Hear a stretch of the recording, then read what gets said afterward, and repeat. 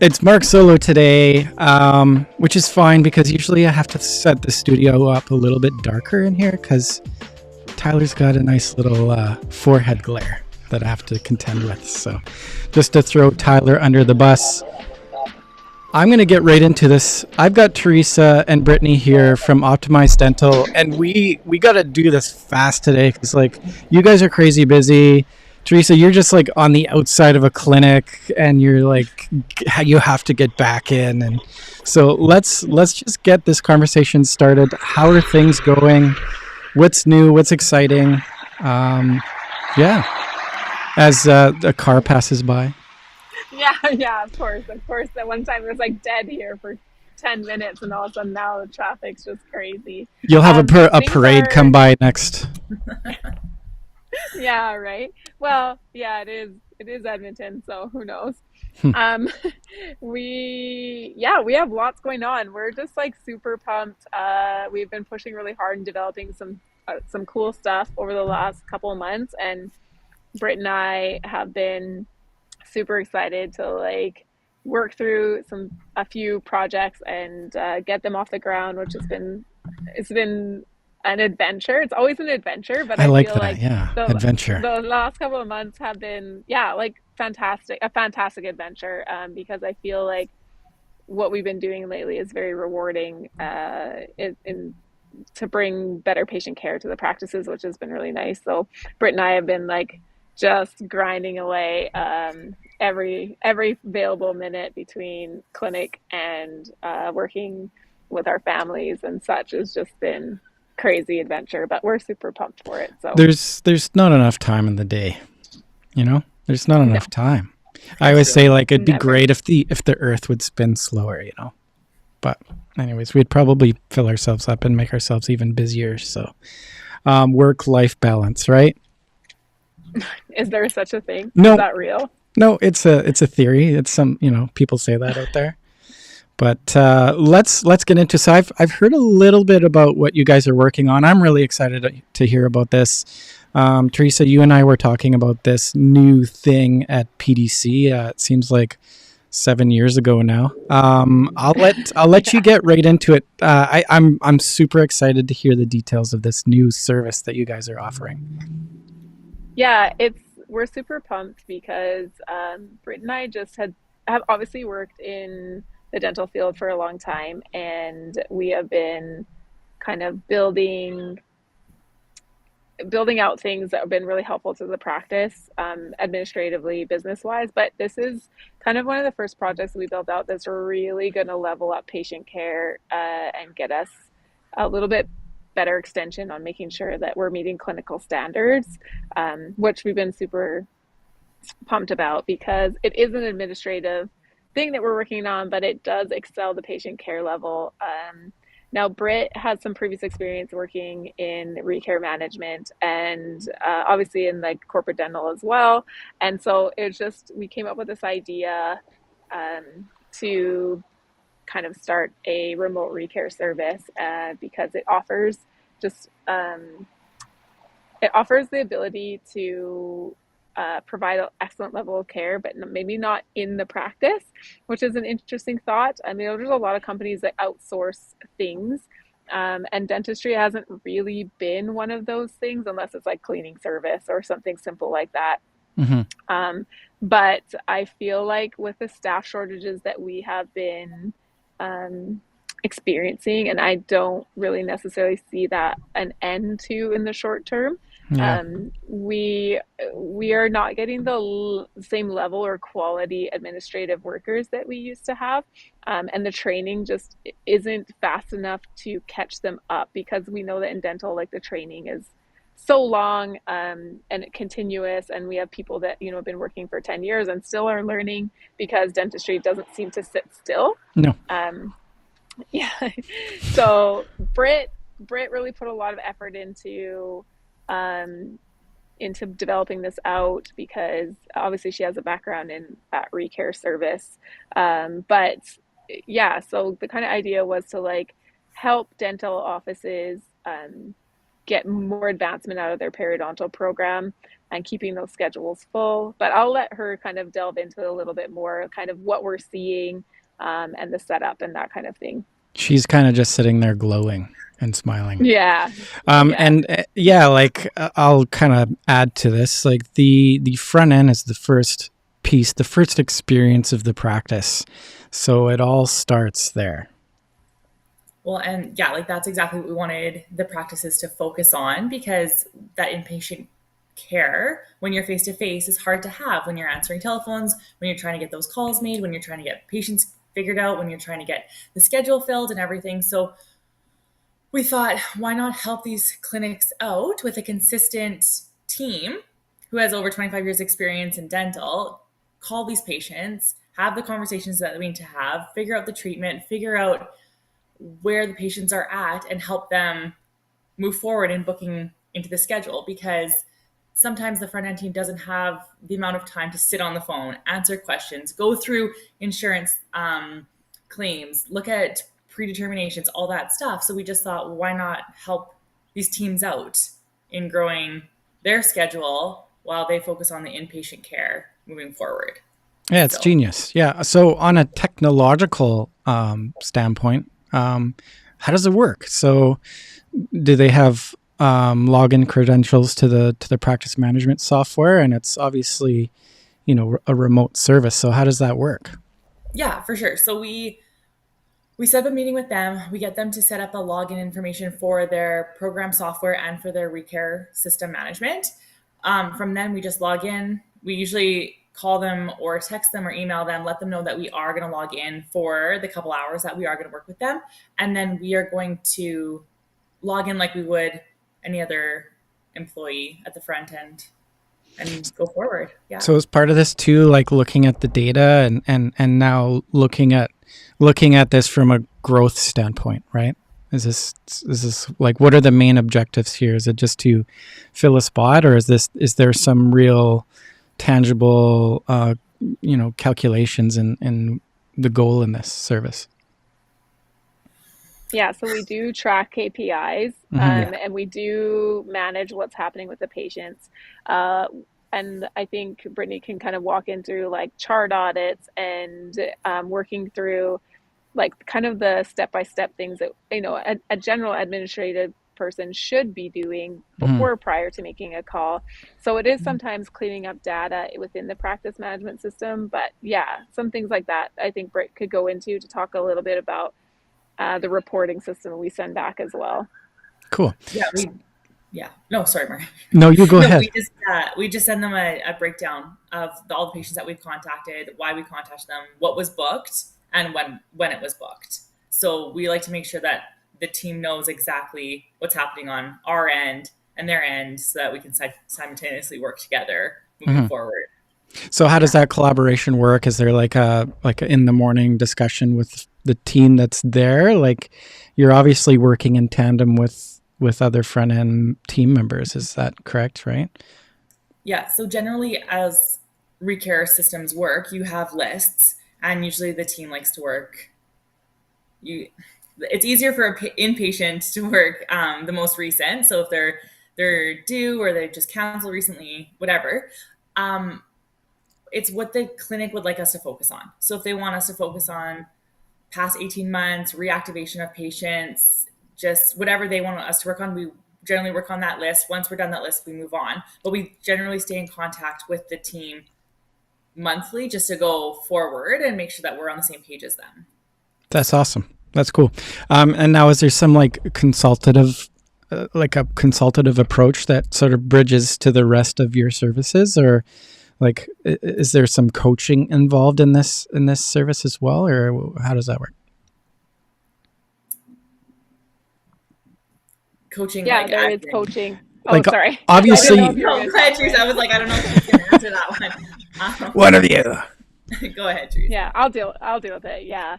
So we do some consulting, but like we said, we have that monthly report. It kind of feedbacks the information that we're coming across. And so when we do that report, like she said, we're talking about the patients that we're booking, what we've added to the schedule. We're also going over some of the things that aren't being done by the administrative team. So like keeping them accountable to things like if they're not making proper notes, if they're not doing things kind of, we're going to come across those things. And then we provide that feedback to the dentist as well, saying, hey, just in case you're wanting to know, this is what's getting accomplished. These are some areas of concern of the admin team that aren't doing it. It's just an extra set of eyes for the dentist sometimes to go into the administrative, where they're getting a report where they don't have to dig into it. They're just getting fed the information and then can make those corrections, which I think is really nice. When we work with teams, we typically will try and work with an office manager or the dentist to like make those corrections or help them figure out how to be a smoother practice. If we're seeing a lot of patients that they aren't rebooking and we're asking the questions why, like why didn't they rebook? What's going on with that? We're making notes so that when they get called again, they're being educated as to why they're not being rebooked, and the clinical staff understands, oh, we might need to talk to them about, their disease better. We might need to educate them on what scaling is. We might need to talk to them about when we're face to face, because those conversations, those educational clinical conversations are great face to face, but we need to kind of like reiterate them on the administrative team. I mean, the administrative training, like I said before, is just, it's not catching up to what the standard should be, just from the lack of staff and turnover that we've had. But also with this new AAP classification that has come out, I mean, it was out in 2017, I think, but now it's like mandatory starting 2022. The conversation has to change from the front end as well, because now we're expecting patients to come in 3, 4, 6 months, because we know that, I think it's 70% of the population over 65 has periodontitis. Well, if that's the case, they need to be coming at 3, 4, and 6 months more frequently, which means they need to be having these conversations, but they also need to be recalled, because a lot of people aren't pre-booking. A lot of people aren't educating their patient, letting them know why they need to be returning back into the practice. And that's like essentially what Brittany and her team is supporting, right? That conversation, because we know that the admin team is shorthanded. We know that they are not going to have the same level of education as they used to. And there's just not enough time to train them and expect them to run at full capacity. And that's kind of the gap that we're seeing, and why we've developed this program. And Brittany's just done a wonderful job at making sure those clinical standards are being relayed through the administrative side as well. It's a deal breaker in the practice, for sure. I mean, so much opportunity for care, for patient care is lost without the proper things in place, right? And you said it, like I don't see I don't see any help coming soon, like in terms of people, and so this is cool. So great segue here to like, so folks that don't know about Optimized Dental, let's get into a little bit of what you guys do out there in terms of the rest of your services. So yeah, we are mostly training. We do offer in-clinic support as well, but we do office management training, associate development, and we're kind of primarily making sure that the team has a sufficient education to be running at full capacity. And then we build practices as well, like as in help them grow, help them improve their operations and systems and protocols. And all that kind of stuff, improve their clinical standards as well, which I mainly are trying to work on making sure that the teams are supported and have the education to be able to do their job to the fullest capacity. Because if the team is supported and understands what their expectations are and have the education to back it up, then we're seeing a higher success rate in those practices, and they're able to produce more, they're able to be more successful and rely on their team a little bit better without getting that kind of staff burnout that we see a lot of. So that's kind of what we work towards. So we have like a 3-tier service. We have remote Recare, we have the training department, and then we have the in-clinic support. So it's kind of a lot, but essentially we're able to help a whole variety of dental practices in some capacity. Awesome. And like, what are you seeing out there in terms of common mistakes? What are like the top 3 things that you can jump in and help resolve right away? Perio program development is a huge one right now. I think it's just really underutilized. Dentists don't understand the amount of value that's sitting in their perio program. I think that that's one area that we look at right away. Another one is just the administrative team education level, and just making sure that those members are able to properly and efficiently help the patient experience. And then I think the last one is the office management or the business management. We see a lot of issues with that as well. It's just the education level for an office manager has changed exponentially, and we're now experiencing where the level has to go up, and the office managers that are in current placements just don't have the experience outside of their own personal clinic to get that education. And extracurricular education, I guess, or like extended CE is just limited in availability. And a lot of it is Americanized. So you're not getting like a Canadian spin on it. Hmm. So a lot of American education is really great. And don't get me wrong, I learned a ton of it as well.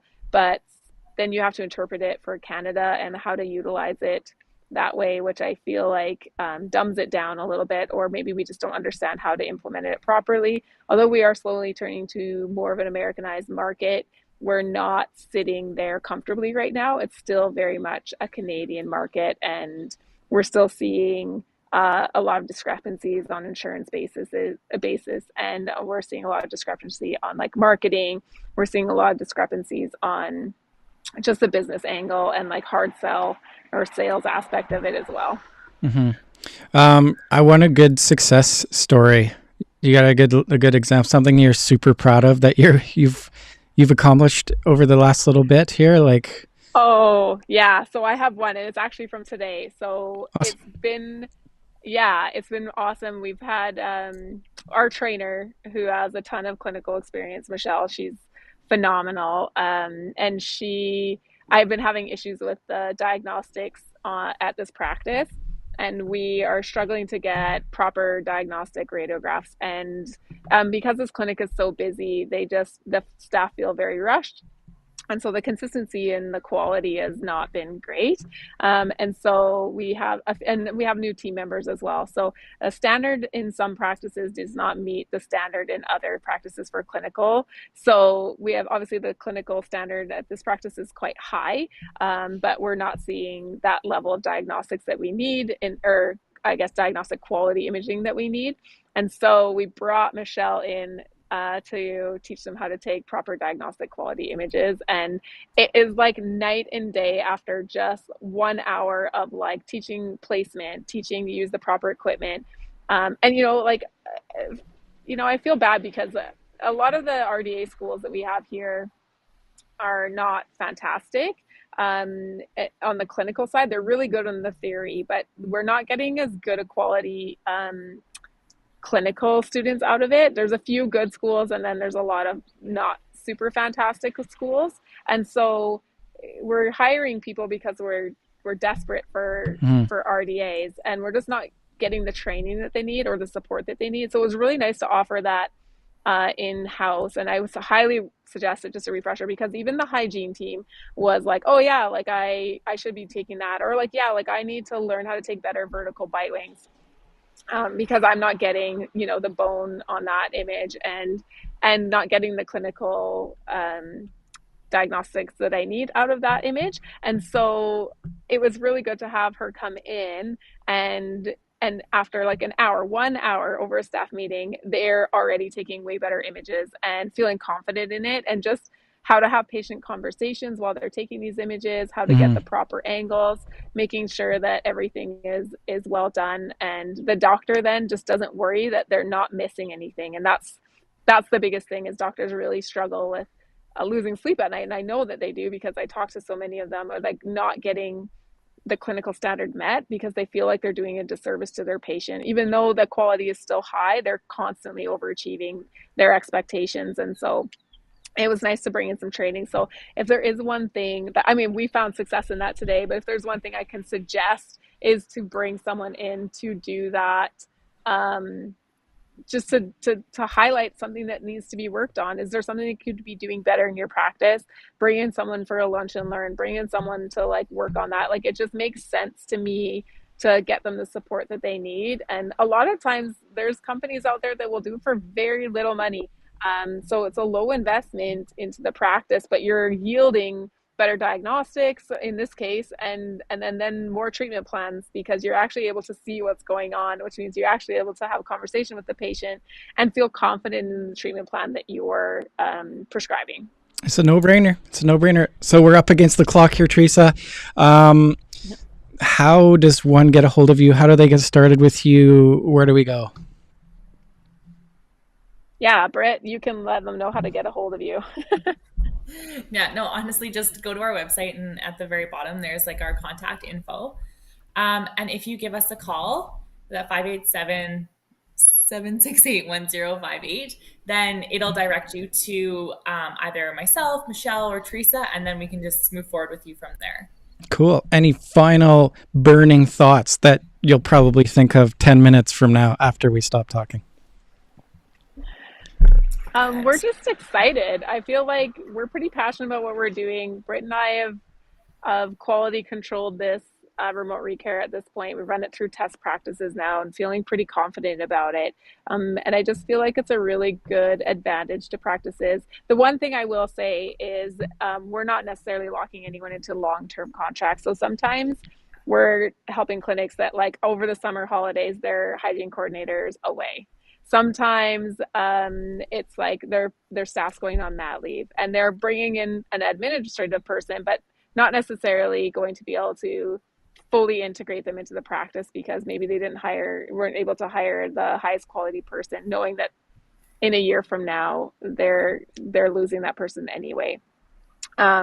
So I think that there's lots of opportunity to look at your staff and decide, is it possible? Do we keep pushing as hard as we do, or do we like outsource a few things in order to like help the team breathe a little bit? And I think that's something that gets underutilized or underthought about, because you think, oh, we'll just keep going the way we're going. It's fine until it's not. And so I think, yeah, Britt is just finding that these are the opportunities that I think people just aren't really paying attention to, but are great opportunities to keep the production moving and keep the clinic moving and making sure those patients aren't getting lost. Because we know, like, if you're not growing, you're shrinking. And if you're not paying attention to your patient retention, then guess what?